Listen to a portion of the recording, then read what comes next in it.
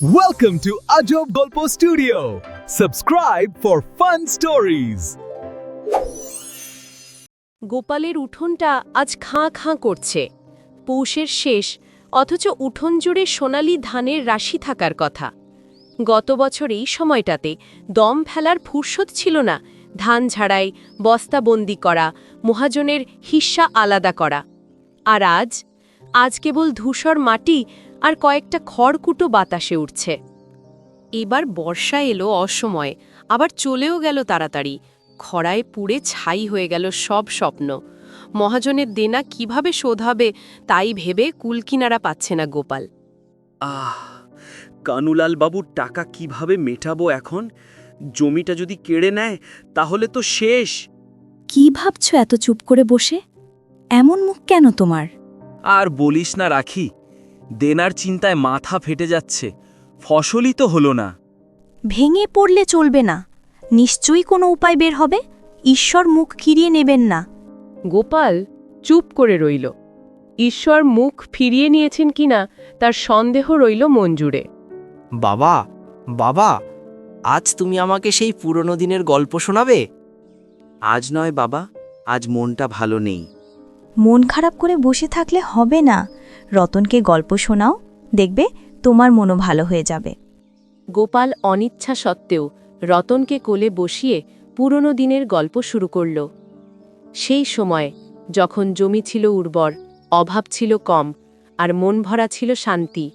রতন মুগ্ধ চোখে বাবার মুখের দিকে তাকিয়ে গল্প শেষ হতেই জিজ্ঞেস করল, বাবা, আমাদের খেতে আবার কবে আগের মতো ফসল হবে?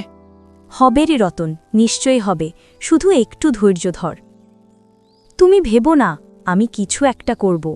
পরের দিন রাখি গ্রামের কয়েকজন মহিলার সঙ্গে কথা বলল। শুনল বাড়ির আশেপাশে সবজি চাষ করে অনেকটা সাহায্য পাওয়া যায়। রাখি ঠিক করল সে এবার বড় করে সবজি বাগান করবে। এই অল্প জমিতে সবজি চাষ করে কি হবে? তাতে দেনা শোধ হবে না রাখি। দেখো, চেষ্টা না করলে কিছুই জানা যায় না। মাটি আমাদের মা, মায়ের কাছে চাইলে তিনি ফিরিয়ে দেন না। রাখির জেদে গোপাল রাজি হল।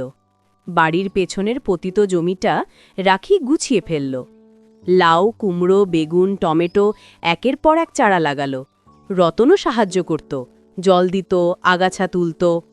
প্রথমে গোপাল দূরে দাঁড়িয়ে দেখত, তারপর একদিন সেও কোদাল হাতে নিল। ধীরে ধীরে তার মনেও আশা জাগতে লাগল। দেখো, এই মাটির বুকের ভেতর কত গল্প লুকিয়ে আছে। যত্ন আর বিশ্বাস দিলে সেই গল্প একদিন ফসল হয়ে ফিরে আসে।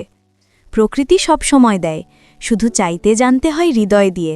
গোপাল মনে মনে বলল, ঠিকই বলেছে রাখি। এতদিন শুধু অভাব দেখেছি, কৃতজ্ঞতা ভুলে গিয়েছিলাম।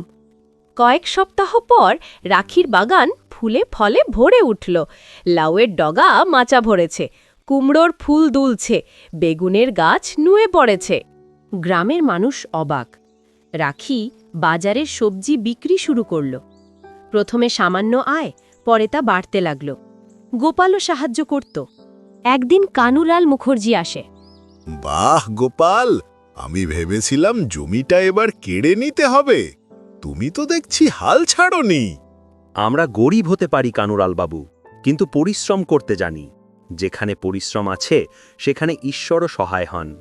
তোমার কথা শুনে ভালো লাগলো। আমি তোমাকে আরও কিছু সময় দিলাম। ধীরে ধীরে দেনা শোধ করো। দিন গড়াল। রাখির সবজি বাগান তাদের অভাব দূর করল। রতন আবার স্কুলে যেতে শুরু করল। গোপালের মুখে ফুটল হাসি। এক সন্ধ্যায় তারা তিনজন উঠোনে বসে। আজ বুঝলাম রাখি, শুধু ফসলের ঋণই বড় নয়, মনের বাঁধনও অনেক জরুরি। ঠিক বলেছ, আমরা একসঙ্গে থাকলে সবই সম্ভব। গোপাল মনে মনে প্রতিজ্ঞা করল সে আর কখনো ভেঙে পড়বে না। প্রকৃতির কাছে কৃতজ্ঞ থাকবে, পরিবারের হাত ধরে এগিয়ে যাবে জীবনের পথে। ফসলের ঋণ একদিন শোধ হবে, কিন্তু মনের বাঁধন চিরকাল অটুট থাকবে। তাহলে বন্ধুরা, কেমন লাগলো আজকের গল্প ফসলের ঋণ, মনের বাঁধন? যদি ভালো লেগে থাকে তাহলে একটা লাইক দিন, কমেন্ট করে জানাও তোমার মতামত, আর সাবস্ক্রাইব করতে ভুলবে না, কারণ এমন আরও সুন্দর সুন্দর গল্প আসছে ঠিক এখানেই, আজব গল্প স্টুডিওতে।